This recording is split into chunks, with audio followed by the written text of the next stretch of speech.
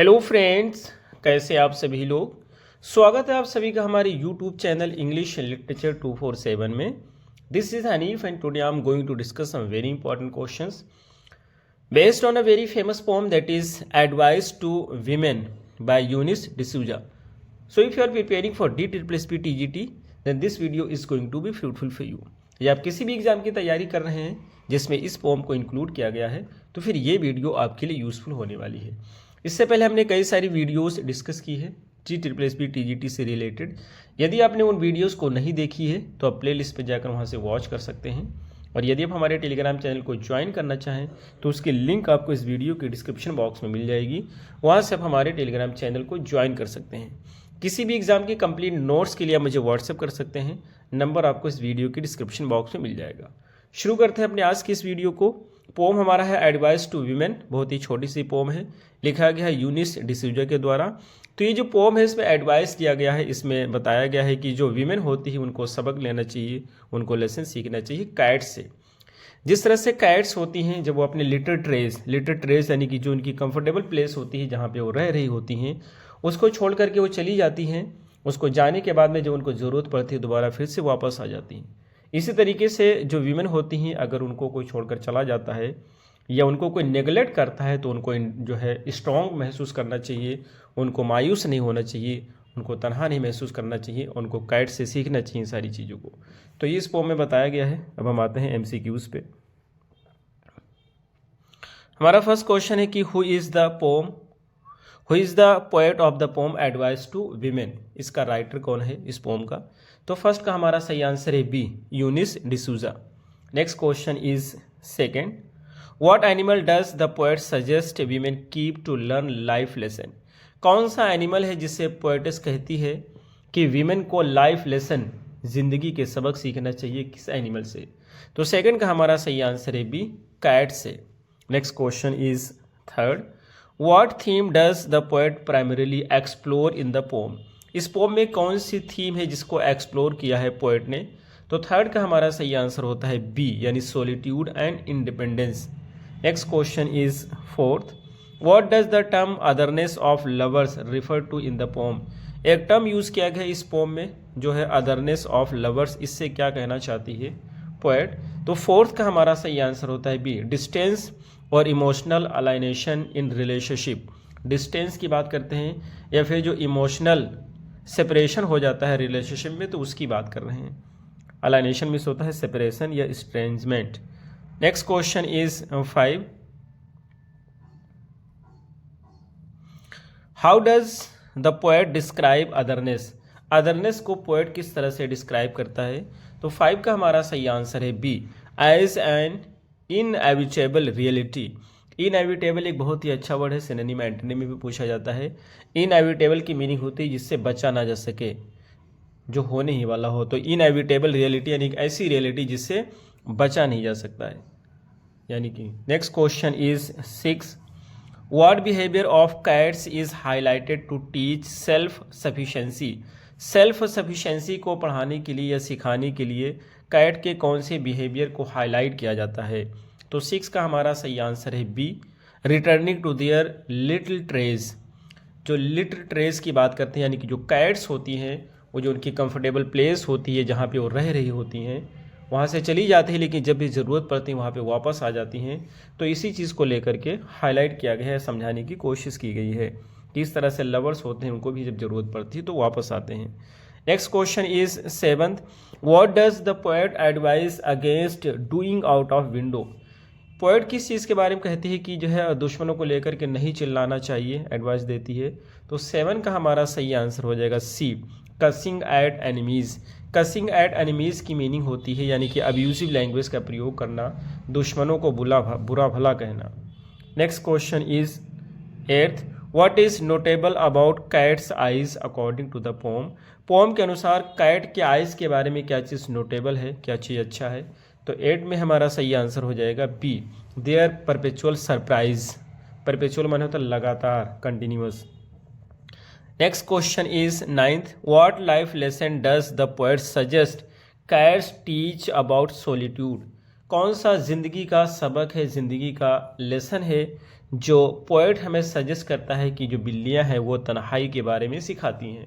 तो 9 का हमारा सही आंसर है B, to embrace it. To embrace it से कहना चाहते हैं कि लोगों को तन्हाई को स्वीकार करना चाहिए, तन्हाई को एक्सेप्ट करना चाहिए, और ये हर व्यक्ति के लाइफ में आता है।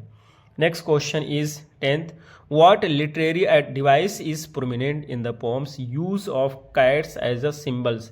यानी कि जब कैट को सिंबल के रूप में यूज़ किया गया है तो कौन सी लिटरेरी डिवाइस है जो बहुत ज़्यादा देखने को मिलेगी इस पोम में। तो 10 का हमारा सही आंसर होता है A, metaphor. Metaphor figure of speech है जो कंपैरिजन के लिए यूज़ किया जाता है। Next question is 11th, how does the poet suggest women cope up with the challenges of relationship. Cope up with माने सामना करना। तो पोएट किस तरह से सजेस्ट करती है कि जो वीमेन होती हैं वो जो रिलेशनशिप के चैलेंजेस होते हैं उनका सामना कैसे करती हैं। तो 11 का हमारा सही आंसर हो जाएगा बी, बाय कीपिंग कैट्स, यानी कि उनको बिल्ली रख करके उनसे सीख करके चैलेंजेस का सामना करना सीखना चाहिए, ज़िंदगी के सबक सीखना चाहिए बिल्लियों से। Next question is 12, what is the tone of the pome. इस पोम की टोन क्या है आपको बताना है। तो 12 का हमारा सही आंसर होता है बी, रिफ्लेक्टिव। रिफ्लेक्टिव यानी कि विचारशील, considerable. Next question is 13, what does the poet advise women not to cuss at their enemies. Poet जो है क्या एडवाइस करता है कि वीमेन को अपने एनिमीज़ को बुरा भला नहीं कहना चाहिए। तो वो क्यों कहता है, वाई डज द पोएट, ऐसा क्यों कहता है कि जो है वीमेन को अपने दुश्मनों को बुरा भला नहीं कहना चाहिए, उनको अब्यूज़ नहीं करना चाहिए। कस माने अब्यूज़ करना। तो 13 का हमारा सही आंसर होता है B, to maintain emotional control. ऐसा इसलिए करना चाहिए ताकि वो इमोशनल कंट्रोल को, इमोशनल नियंत्रण को मेंटेन कर सकें। Next question is 14, what do the great green eyes of cats symbolise. जो great green eyes of cat poem में यूज़ किया गया है ये किस चीज़ को सिम्बोलाइज करता है। तो 14 का हमारा सही आंसर है बी, इंडिपेंडेंस एंड डिटैचमेंट। ये इंडिपेंडेंस स्वतंत्रता को बताता है, डिटैचमेंट को बताता है। अटैचमेंट का अपोजिट है detachment. Next question is 15, what type of gauge is described in the pome. Gauge माने होता है किसी को प्यार से घूर कर देखना। तो किस प्रकार की गेज की बात की गई इस पोम में। 15 का हमारा सही आंसर होता है सी, सरप्राइज्ड गेज की बात की गई है। Next question is 16th, what does the poet imply about the inevitability of solitude. यानी इनएविटेबिलिटी ऑफ सोलिट्यूड के बारे में पोएट क्या कहता है। इनएविटेबिलिटी यानी कि जिसको अवॉइड नहीं किया जा सके, तन्हाई को अवॉइड नहीं कर सकते, तो इसके बारे में पोएट क्या कहती है।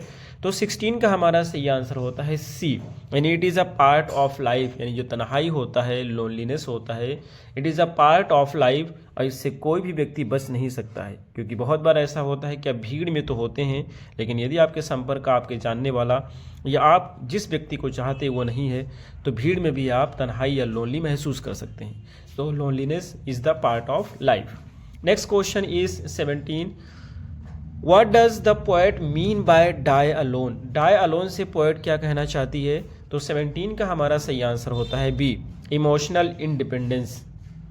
Next question is 18th, which of the following best describes the poem's structure. आपको ये बताना है कि इस पोम का स्ट्रक्चर क्या है। तो 18 का हमारा सही आंसर है बी, इसको फ्री वर्स में लिखा गया है। Next question is 19, what quality of cats makes them suitable metaphor in the pome. Cats की कौन सी क्वालिटीज़ हैं जो कि उनको सुटेबल मेटाफर के रूप में पेश करते हैं इस पोम में। तो 19 का हमारा सही आंसर है बी, यानी their independence. Next question is 20, what is the poets purpose in writing this pome. इस पोम को लिखने के पीछे जो पोएट है उसका क्या पर्पज़ है, क्या मकसद है। तो 20 का हमारा सही आंसर है B, to empower women through self reliance. यानी औरतों को शक्तिशाली बनाना सेल्फ रिलायंस से, आत्मनिर्भरता से। Next question is 21, how does the poet present solitude in the pome. इस पोम में जो पोएट है वो सोलिट्यूड को, तन्हाई को किस तरह से प्रेजेंट करती है।